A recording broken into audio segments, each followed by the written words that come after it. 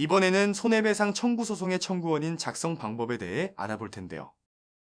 영상을 모두 시청하시면 손해배상 청구 소송을 통하여 옆집의 화재로 발생한 손해는 어떻게 청구하는지, 손해배상 청구 소송에서 필요한 요건이 무엇이며, 청구원인은 무엇이고 어떠한 형식으로 기재하는지, 내 주장을 입증할 증거 자료는 무엇이 있는지를 확인하여 청구원인을 작성할 수 있습니다. 그리고 샘플과 함께 영상을 시청하시면 내용들을 더욱 쉽게 이해할 수 있습니다. 임대차 계약을 맺은 뒤에 거주 중인 주택 건물에서 다른 임차인 때문에 화재가 발생하였다면 내 물건도 모두 타버리거나 그을음이 생기는 등의 큰 피해를 보게 될 수도 있습니다. 이러한 상황이 발생했다면 어디에 피해 보상을 청구해야 하는지 막막해지는데요.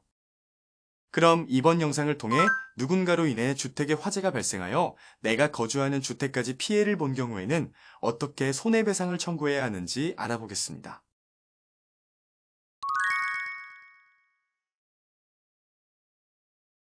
40대 남성 전모 씨는 부산의 한 빌라 원룸에 대해서 임대차 계약을 맺은 뒤에 거주하고 있었습니다. 해당 빌라는 한 층마다 2개의 원룸이 있었고 전모 씨는 가장 꼭대기 층인 4층에 살고 있었는데요. 2022년 5월 12일 전모 씨의 옆집에서 부탄가스가 터져 화재가 발생했습니다. 다행히도 전모 씨의 집으로 불이 옮겨 붙진 않았지만 지붕으로 불이 옮겨가 전모 씨의 원룸 천장에도 그을음이 생기고 화재 진압 과정에서 전모 씨가 사용하는 가전가구들과 옷가지들이 모두 젖게 되었습니다. 천장에 그을음이 생기고 물건이 다 젖어 쓸 수 없게 되어 전모 씨는 임대인에게 물건을 새로 구매할 비용과 이사 비용을 요구하였는데요. 그러나 임대인은 화재로 인하여 공사를 해야 한다며 이사 비용 50만 원만 줄 수 있다고 대답했습니다. 결국 전모 씨는 사용하는 물건들이 모두 물에 젖어 새로 구매할 수밖에 없었기 때문에 화재의 원인을 제공한 옆집 세입자에게 구매 비용을 손해배상으로 청구하기로 결정했습니다.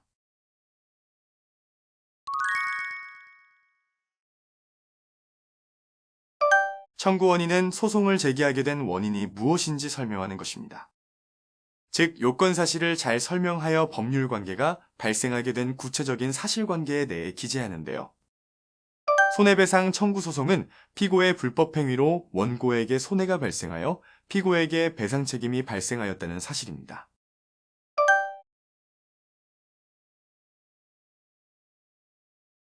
즉, 불법 행위에 따른 손해배상 청구 소송의 요건 사실은 피고의 불법 행위로 원고에게 손해가 발생하였는지입니다.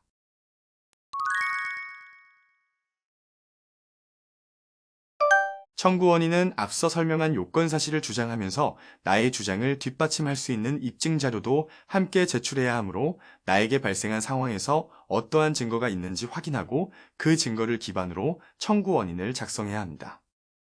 우선 법률 문서는 내가 주장하는 것이 무엇인지를 간단 명료하게 작성하는 것이 중요하므로 손해배상 청구 소송에서 기본적으로 들어가야 하는 내용의 목차를 보면서 함께 작성해 보겠습니다.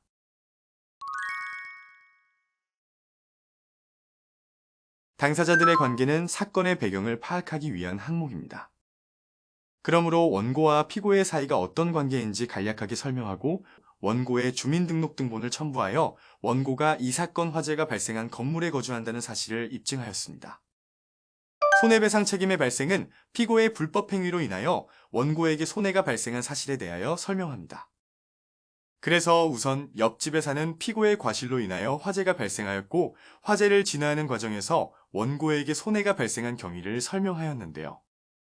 이렇게 피고의 과실로 발생한 화재로 인하여 원고에게 손해가 발생한 사실을 설명하는 것이 핵심입니다.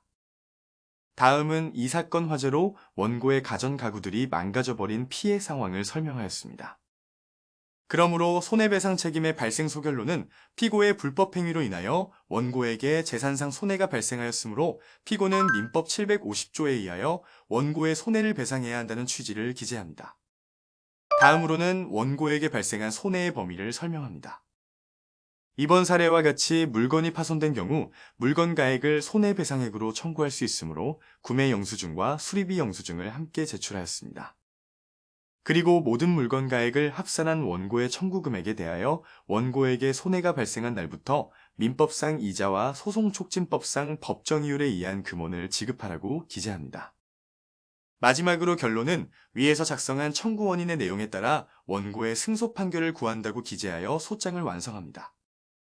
입증 방법이란 나의 주장을 입증할 수 있는 증거를 말하며 청구 원인에서 함께 기재해 주었던 증거들을 순서대로 제출합니다.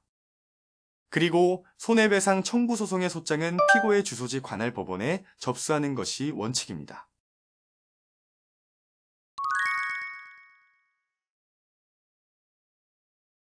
이번 영상에서는 화재로 물건이 망가진 경우에 화재의 원인 제공자에게 청구할 수 있는 손해배상 청구 소송의 청구 원인 작성 방법에 대하여 알아보았는데요. 청구 원인은 제목만 보아도 원고의 주장을 한 번에 파악할 수 있도록 간략한 목차와 목차에 따른 요건 사실을 정리하는 것이 중요합니다. 그러므로 피고의 불법 행위로 원고에게 손해가 발생하였고 그로 인하여 원고에게 발생한 손해배상의 범위를 입증하는 것이 핵심입니다. 그럼 여러분도 이번 영상과 샘플을 참고하여 상황에 맞는 청구 원인을 작성해보세요.